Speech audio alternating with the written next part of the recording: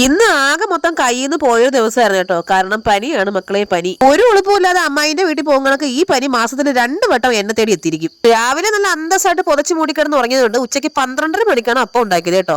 അപ്പം തിന്നാൽ മതി, കുഴി എണ്ണണ്ടെന്ന് എല്ലാരും പറയും. ഇതിനകത്തുള്ള കുഴിയും കാണല്ലോ. എന്നെ പോലെ തന്നെ അപ്പത്തിന് പനി പിടിച്ചെന്ന് തോന്നുന്നു. ഉച്ചയ്ക്ക് 1 മണിക്ക് ജോലിയും കഴിഞ്ഞ് വന്ന അമ്മ കണ്ടത് നനഞ്ഞ കോഴിയെ പോലെ ഇരിക്കുന്ന എന്നെയാണ്. പിന്നെ പാവം കരുതിയിട്ടാണെന്ന് തോന്നുന്നു എനിക്കൊരു ഗ്ലാസ് ചായ ഇട്ട് തന്നിട്ടുണ്ടേ. പനി പിടിച്ച് പണ്ടാടങ്ങി ഇരിക്കുമ്പോൾ ഇതുപോലെ ഒരു തുള്ളി വെള്ളം തരാനൊക്കെ ആരെങ്കിലും ഉള്ളത് ഭയങ്കര പുണ്യമാണ് കേട്ടോ. വൈകുന്നേരം ഒരു 3:30 മണിയായപ്പോൾ തീരെ വയ്യാത്തോണ്ട് എന്നാ പിന്നെ ഹോസ്പിറ്റലിലേക്ക് ഒന്ന് പോവാന്ന് വിചാരിച്ചേ. പനിക്ക് തനിച്ച് വരാൻ മടിയായിട്ടാണോ എന്ന് അറിയാൻ വയ്യ. എപ്പോ വന്നാലും കൂട്ടിന് ശരീരവേദന ഉണ്ടാവും കേട്ടോ.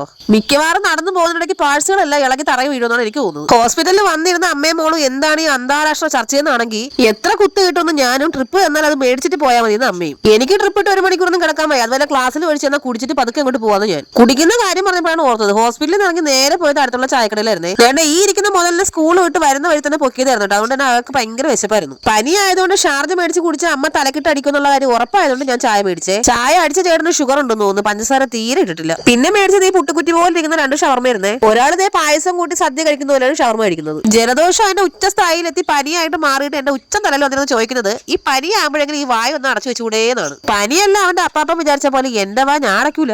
അതല്ലെങ്കിൽ ഭക്ഷണം കഴിക്കാത്ത ഒരു പരിപാടിക്ക് ഞാൻ പണ്ടേ നിൽക്കാറില്ല. ഷവർമ ഇപ്പൊ കിട്ടുമെന്ന് പറഞ്ഞ് നോക്കിയിരുന്നിട്ടും അവൻ കുഴച്ചടിക്കുന്നതല്ലാതെ എനിക്ക് കിട്ടിയില്ല കൈസ്. അതുകൊണ്ട് ഞാനൊരു പപ്സ് മേടിച്ച് കഴിക്കാന്ന് വിചാരിച്ചു. അങ്ങനെ ആശുപത്രി പോക്കും കറക്കവും ചായയോടും എല്ലാം കഴിഞ്ഞ് വീട്ടിലെത്തിയപ്പോൾ രാത്രിയായേ. എന്റെ അമ്മയെ ഞാനീ കാണുന്ന സ്വപ്നമാണോ എന്തോ. എന്റെ അമ്മ അതേ ഗ്യാസിൽ പണിയെടുക്കുന്നത്. മര്യാദയ്ക്ക് പണിയെടുക്കുകയില്ല എന്ന് ചെയ്യുന്ന ആൾക്കാരെ ചെയ്യാനും സമ്മതിക്കൂലെന്ന്. ഇത് എന്തിനിപ്പോ ഇവിടെ പറഞ്ഞു എന്നാണെങ്കിൽ ചപ്പാത്തി കരിച്ചതിന്റെ ദേഷ്യമാണ്. അപ്പൊ നമ്മുടെ ചാനൽ എല്ലാവരും സബ്സ്ക്രൈബ് ചെയ്ത് സഹായിക്കണേ. അടുത്തൊരു വീഡിയോ കാണുന്നവരെ എല്ലാവർക്കും ടാറ്റാ.